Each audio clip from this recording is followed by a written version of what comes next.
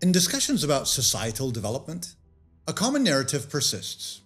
The West is modern, rational, and progressive, while the Arab world is portrayed as conservative, religiously extreme, and politically immature. This framework assumes a single universal scale of social evolution, a linear path along which all societies must travel.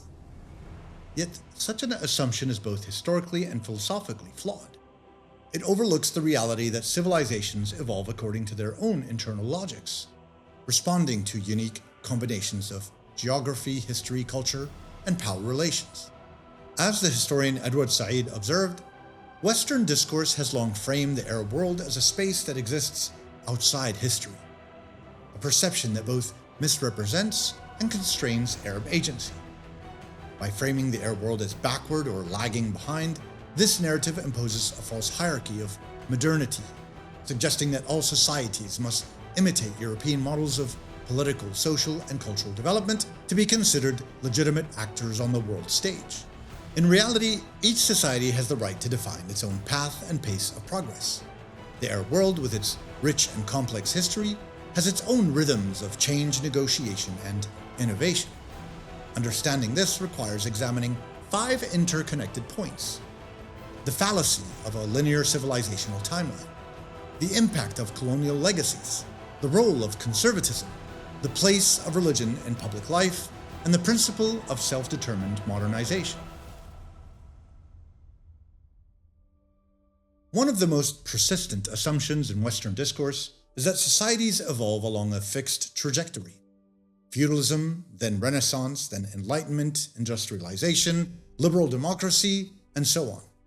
According to this logic, those who fail to follow this exact path are deemed behind.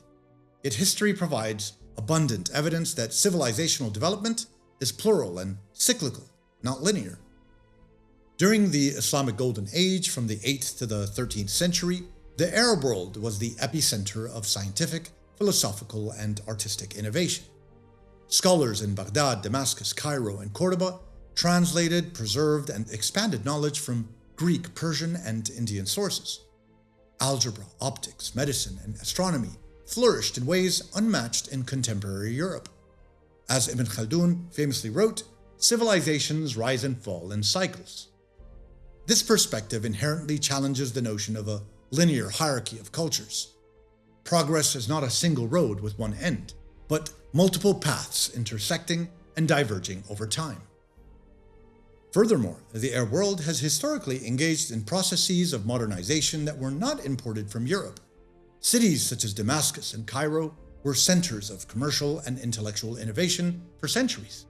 The printing of books in Arabic, the establishment of early universities like Al-Qarawiyyin, and the Arab agricultural revolution, which transformed crops, irrigation, and farming practices, demonstrate a capacity for local adaptation and innovation long before European industrial dominance. So, to evaluate societal maturity using only European markers is to erase centuries of local knowledge production. Modernity is not universal, it is contextual. The Arab world's development follows its own temporal and cultural logic, one shaped by both internal creativity and external pressures. Another common critique is that Arab societies are politically immature, because they have not replicated European-style representative democracies. This claim, however, ignores the historical context of political formation in the region. For much of its modern history, the Arab world was subjected to external domination, first by Ottoman rule, followed by European colonialism, which reshaped institutions, borders, and governance structures.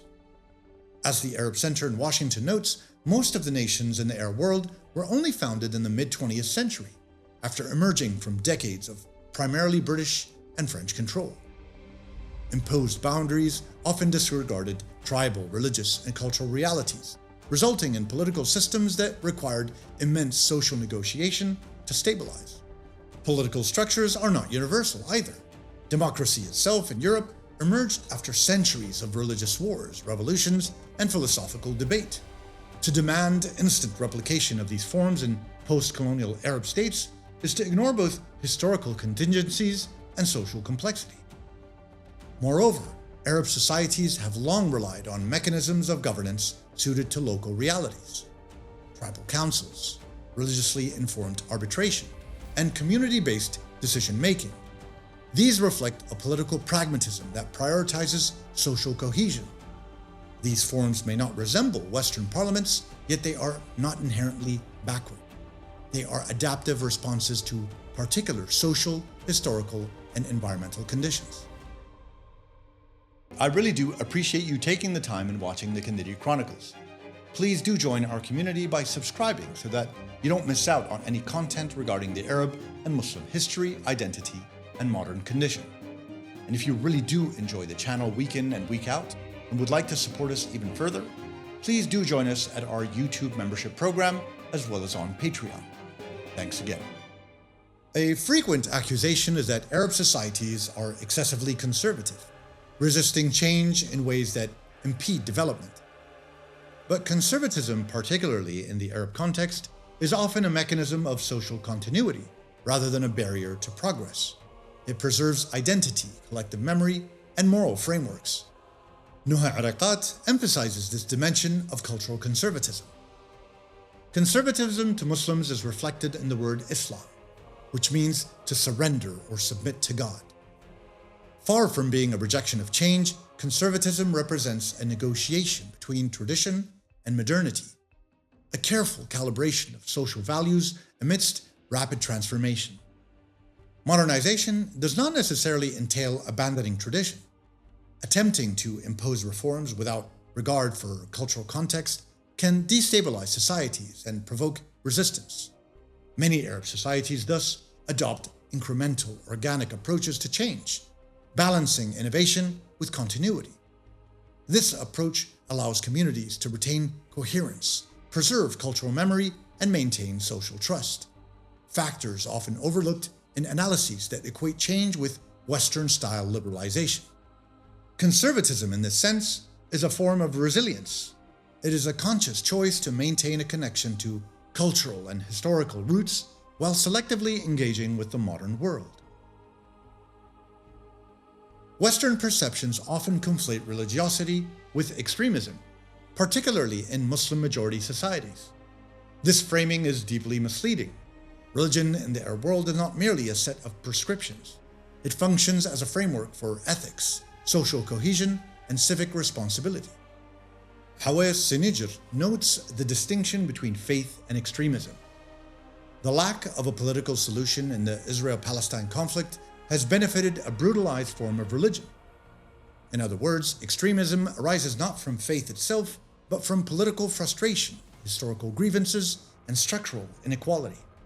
Religion, when integrated with social life, can coexist with pluralism, education, and innovation. Arab societies approach public life and religion differently than secular Europe. But this does not make them immature. Rather, it reflects an alternative model of governance and social ethics, one that seeks harmony between spiritual and civic life. Modernity, in this context, is not the absence of faith, but the thoughtful integration of belief, law, and public values.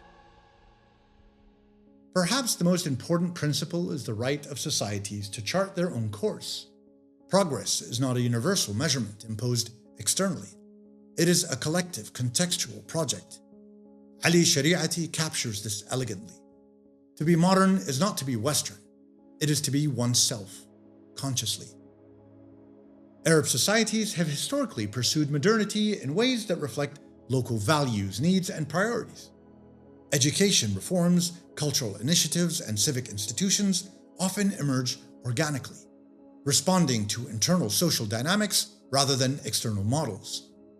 For example, Arab intellectual movements during the Nahda in the late 19th and early 20th centuries engaged with European ideas but reinterpreted them through local languages, literature, and ethics. This is evidence of a selective, autonomous engagement with modernity rather than a wholesale imitation. Self-directed modernization also respects the principle of social absorption. Societies must process and integrate change at a pace they can sustain. Abrupt transformations, particularly those imposed externally, can fracture communities, erode legitimacy, and provoke instability. as we saw in the Western imposition of democracy in post-regime change states like Iraq and Libya.